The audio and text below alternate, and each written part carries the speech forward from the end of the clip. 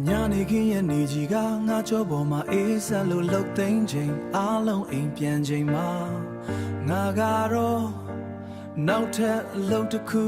စီပြေးရအောင်မေလက်ထဲကပိုက်ဆံလေးကိုချစ်ချစ်ပါအောင်စုပ်ကိုင်လို့ဒီညအိမ်ပြန်ရင်မေးတွဲစေးဝေရအောင်မေ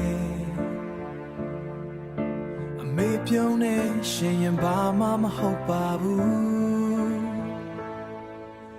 ဆုံးပြနေတဲ့ဖိနှပ်တစ်စုံနဲ့လမ်းမတွေပေါ်ရှောင်ရင်ခမ်းနားတဲ့ဆောင်ရောင်တွေကိုငေးကြည့်မိတယ်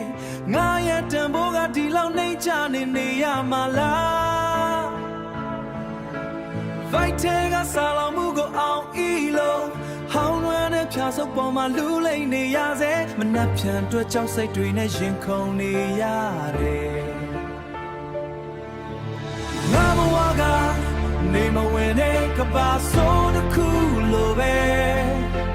နိုးလာရင်လဲပင်ပန်းရအောင်မနှက်ခင်းတွေဘသူကရဲ့ကြိုးစားမှုကိုမြင်နိုင်မှာလဲ